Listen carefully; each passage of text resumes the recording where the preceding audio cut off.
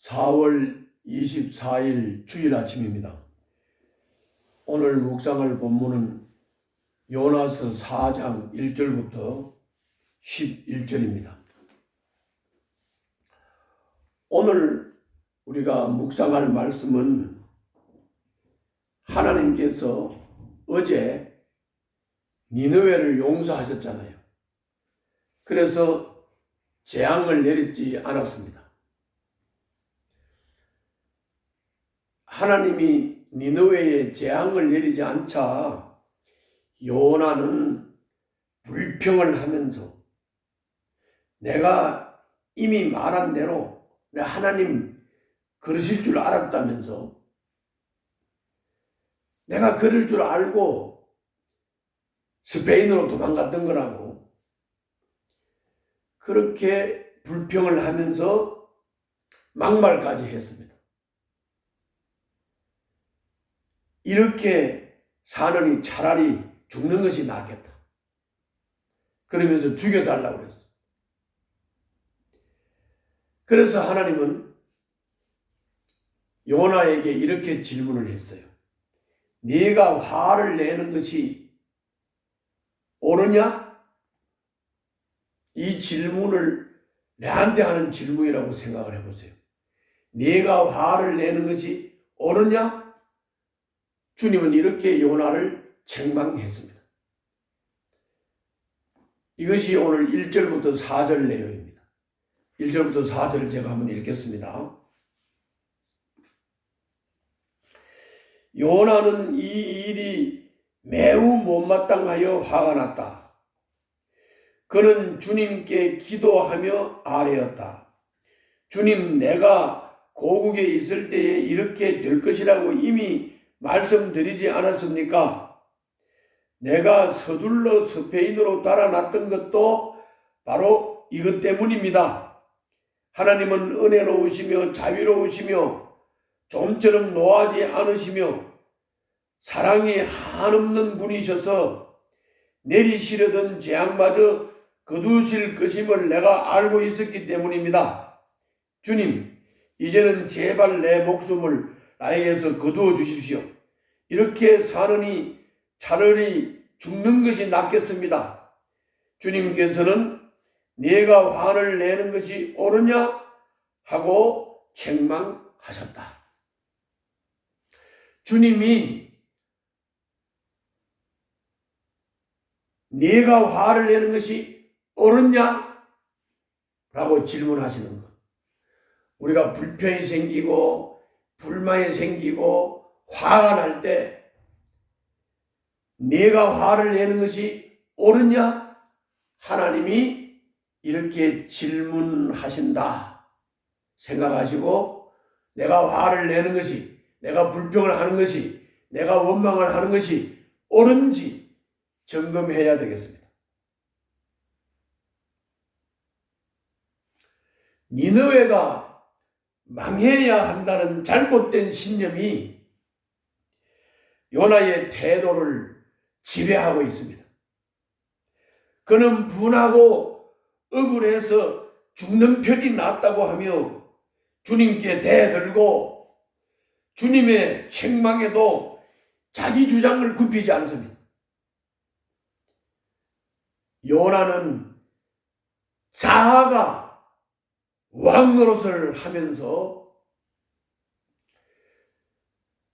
주님이 주인 되는 것을 인정하지 않는, 주님은 안중에도 없는 그런 사람이었습니다. 여러분들과 나는 주로 어떤 상황에서 감정에 휘둘리고 화를 내는지 한번 점검해 보시기를 바랍니다. 내가 화를 내는 것이 옳으냐? 네가 네 자신의 왕 노릇을 하고 있느냐? 네 자아가 왕이냐? 아니면 하나님이 왕이고 주님이시냐? 한번 점검해 보셔야 되겠습니다. 이 고집을 꺾지 못하는 요나는 니느웨 도시에서 나와가지고 니느웨 동쪽으로 갔습니다. 거기다가 초막을 짓고 니느웨가 어떻게 되는가 볼 셈으로 니느웨 동쪽에 가서 초막을 지었습니다. 그런데 하나님께서 박넝쿨을 자라게 해가지고 그늘을 만들어 줬습니다. 아주 요나가 기분이 좋았습니다. 하룻밤 지났습니다. 벌레를 한 마리를 보내서 박넝쿨을 썰었습니다. 쏠았습니다. 박넝쿨이 말랐습니다. 하나님이 뜨거운 동풍을 보냈습니다. 그랬더니 요나가 또 화를 냅니다. 차라리 죽는 게 낫겠다. 불평을 합니다. 그때 하나님께서 네가 심지도 않고 애도 쓰지 않은 박넝쿨이 말랐다고 그렇게 애를 쓰면서 화를 내고 속이 상해하느냐? 니느웨는 12만 명도 더 되는 백성들이 살고 있고 짐승들도 수없이 많고, 그런데 이 큰 성읍 니느웨를 어찌 내가 아끼지 않겠냐? 너는 박넝쿨 애도 안 쓰고 수고도 하지 않은 박넝쿨이 말랐다고 그렇게 애석해 하는데 니느웨가 망하는 것이 어떻게 애석하지 않으냐? 이렇게 하면서 요나의 잘못된 생각을 고쳐주셨습니다. 이것이 5절부터 11절입니다. 본문을 한번 읽어보겠습니다. 요나는 그 성읍에서 빠져나와 그 성읍 동쪽으로 가서 머물렀다. 그는 거기에다 초막을 짓고 그 그늘 아래 앉았다. 그 성읍이 어찌 되는가를 볼 셈이었다. 주 하나님이 박넝쿨을 마련하셨다. 주님께서는 그것이 자라올라 요나의 머리 위에 그늘이 지게 하여 그를 편안하게 해주셨다. 박넝쿨 때문에 요나는 기분이 무척 좋았다. 그러나 다음 날 동이틀 무렵 하나님이 벌레를 한 마리 마련하셨는데 그것이 박넝쿨을 쏘아버리니 그 식물이 시들고 말았다. 해가 뜨자 하나님이 찌는 듯이 뜨거운 동풍을 하셨다. 햇볕이 요나의 머리 위에 내리쬐니 그는 기력을 잃고 죽기를 자청하면서 말하였다. 이렇게 사느니 차라리 죽는 것이 더 낫겠습니다. 하나님이 요나에게 말씀하셨다. 박넝쿨이 죽었다고 네가 이렇게 화를 내는 것이 옳으냐? 요나가 대답하였다. 옳다뿐이겠습니까? 저는 화가 나서 죽겠습니다. 주님께서 말씀하셨다. 네가 수고하지도 않았고 내가 키운 것도 아니며 그저 하룻밤 사이에 자라났다가 하룻밤 사이에 죽어버린 이 식물을 내가 그처럼 아까워하는데 하물며 좌우를 가릴 줄 모르는 사람들이 12만 명도 더 되고 짐승들도 수없이 많은 이 큰 성읍 니느웨를 어찌 내가 아끼지 않겠느냐? 이렇게 요나를 깨우쳤습니다. 선택하신 이스라엘 백성만이 아니라 니느웨 백성도 하나님은 아끼십니다. 예수님도 제자들만 사랑한 것이 아니라 장차 신자가 될 사람들을 위해서도 기도하셨습니다. 그 기도가 요한복음 17장 20절부터 24절에 잘 나타나 있습니다. 공동체 밖의 사람들을 향한 우리의 태도는 어떻습니까?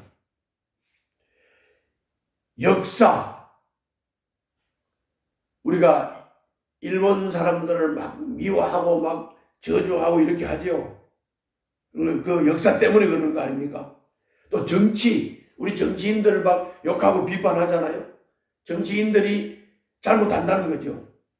혹은 종교 때문에 뭐 이런 종교 저런 종교 막 비판하고 욕하고 그렇게 하잖아요. 이런 것 때문에 누군가를 미워하며 혐오하지 않는지 한번 돌아보십시오. 어떤 이유로도 사람을 배척하지 말고 오히려 그들을 위해 기도하는 것이 우리 그리스도인들의 태도요 자세입니다. 역사, 정치, 종교 때문에 누군가를 미워하며 혐오하는 마음의 자세, 태도는 좋지 않은 것입니다. 바로 요나가 그랬습니다. 우리도 그렇게 하고 있습니다. 살펴보십시오. 종교가 다르다고, 정치 잘못한다고, 일본 놈들이 과거에 우리를 36년간 지배했다고, 그들을 미워하고 그들을 혐오하고 하는 것은 그리스도의 사랑을 믿고 따르는 하나님의 백성의 자세가 아니라는 것, 우리는 꼭 기억해야 됩니다. 그러므로 중국을 위해서도 선교해야 되고 일본을 위해서도 선교해야 되는 것이고 북한을 위해서도 선교해야 되는 것입니다. 요나를 한번 생각해 보십시오. 요나는 그저 툭 하면 불평하고 원망하면서 나를 죽여달라고 그래요. 차라리 죽는 게 낫겠다 그럽니다. 이게 입버릇이고 말버릇입니다. 이것도 여러분들이 한번 돌아보십시오. 자신들을. 우리의 입버릇이 바로 요나처럼 툭 하면 죽겠다 그러고 죽고 싶다 그러고 그리고 차라리 죽는 게 낫겠다 그러고 죽여달라 그러고 이런 모습이 없는지를 한번 살펴보시기를 바랍니다. 오늘 하루도 승리하는 하루가 되시기를 바랍니다. 기도하겠습니다. 자기 생각을 고집하지 않고 주님 뜻에 내 생각과 감정을 맞춰가는 성숙한 신자가 되게 하여 주시옵소서. 예수님 이름으로 기도하옵나이다. 아멘.